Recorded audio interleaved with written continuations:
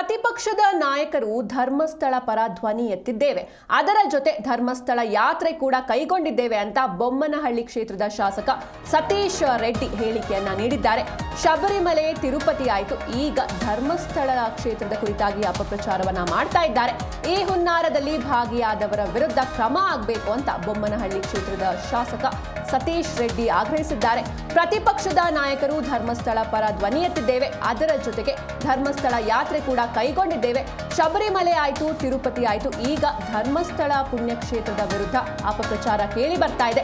ಈ ಹುನ್ನಾರದಲ್ಲಿ ಭಾಗಿಯಾದವರ ವಿರುದ್ಧ ತಕ್ಷಣವೇ ಕ್ರಮ ಆಗಬೇಕು ಅಂತ ಬೊಮ್ಮನಹಳ್ಳಿ ಕ್ಷೇತ್ರದ ಶಾಸಕ ಸತೀಶ್ ರೆಡ್ಡಿ ಆಗ್ರಹಿಸಿರುವಂಥದ್ದು. ವಿಧಾನಸಭೆಯಲ್ಲೂ ಕೂಡ ನಮ್ಮ ನಾಯಕರು, ಪ್ರತಿಪಕ್ಷದ ನಾಯಕರು ಒಟ್ಟಾಗಿ ಧರ್ಮಸ್ಥಳ ಪರವಾಗಿ ಧ್ವನಿ ಎತ್ತಿದ್ದೇವೆ. ಶಬರಿಮಲೆ ತಿರುಪತಿ ಆಯಿತು, ಈಗ ಧರ್ಮಸ್ಥಳದ ವಿರುದ್ಧ ಅಪಪ್ರಚಾರ ಮಾಡ್ತಿದ್ದಾರೆ. ಇವೆಲ್ಲ ನೋಡಿದ್ರೆ ಎಡಪಂಥೀಯರಲ್ಲೂ ಸೇರಿ ಹಿಂದೂಗಳು ದೇವಸ್ಥಾನಕ್ಕೆ ಹೋಗದಂತೆ ಹುನ್ನಾರವನ್ನ ನಡೆಸುತ್ತಿದ್ದಾರೆ ಅಂತ ಬೊಮ್ಮನಹಳ್ಳಿ ಕ್ಷೇತ್ರದ ಶಾಸಕ ಸತೀಶ್ ರೆಡ್ಡಿ ಹೇಳಿಕೆಯನ್ನ ನೀಡಿದ್ದಾರೆ.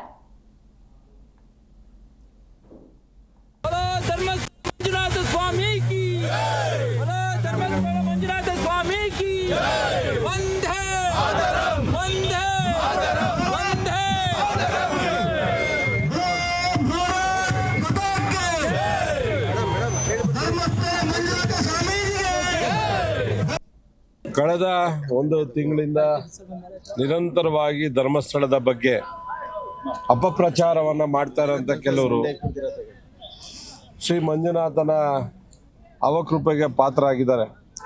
ನಿನ್ನೆ ಮೊನ್ನೆ ತಾವೆಲ್ಲ ನೋಡ್ತಾ ಇದ್ದೀರಾ, ಈಗಾಗಲೇ ಪೊಲೀಸ್ ಅರೆಸ್ಟ್ ಮಾಡ್ತಾ ಇದೆ. ವಿಧಾನಸಭೆಯಲ್ಲೂ ಕೂಡ ನಮ್ಮ ಪ್ರತಿಪಕ್ಷ ನಾಯಕರು ನಾವು ಎಲ್ಲ ಒಟ್ಟಾಗಿ ಧರ್ಮಸ್ಥಳದ ಅಪಪ್ರಚಾರದ ಬಗ್ಗೆ ನಾವು ಧ್ವನಿಯನ್ನು ಎತ್ತಿದ್ದೇವೆ. ಅದ್ರ ಜೊತೆಗೆ ಧರ್ಮಸ್ಥಳದ ಯಾತ್ರೆಯನ್ನು ಕೂಡ ಕೈಗೊಂಡಿದ್ದೇವೆ.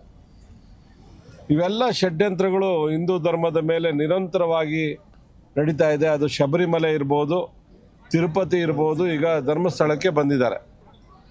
ಇವೆಲ್ಲವನ್ನು ನೋಡಿದಾಗ ಕೆಲವು ಎಡಪಂಥೀಯರು ಏನಿದ್ದಾರೆ ಅವರೆಲ್ಲರೂ ಕೂಡ ಸೇರಿಕೊಂಡು ಈ ದೇವಸ್ಥಾನಗಳಿಗೆ ಅಪಪ್ರಚಾರವನ್ನು ಮಾಡಿ ಹಿಂದೂಗಳು ದೇವಸ್ಥಾನಕ್ಕೆ ಬರದೇ ರೀತಿ ಮಾಡೋವಂಥ ಒಂದು ಹುನ್ನಾರ ನಡೆದಿದೆ. ನಿನ್ನೆ ಸಂಜೆನೂ ಕೂಡ ನಾನು ನೋಡಿದೆ, ಒಬ್ಬ ಯೂಟ್ಯೂಬರು ಆ ಒಂದು ಅನನ್ಯ ಪ್ರಕರಣದಲ್ಲಿ ಅವರು ಯಾವ ರೀತಿ ಉಲ್ಟಾ ಮಾತಾಡಿದ್ರು, ಇನ್ನು ಅರ್ಧ ಗಂಟೆ ಆದಮೇಲೆ ಮತ್ತೆ ಯಾವ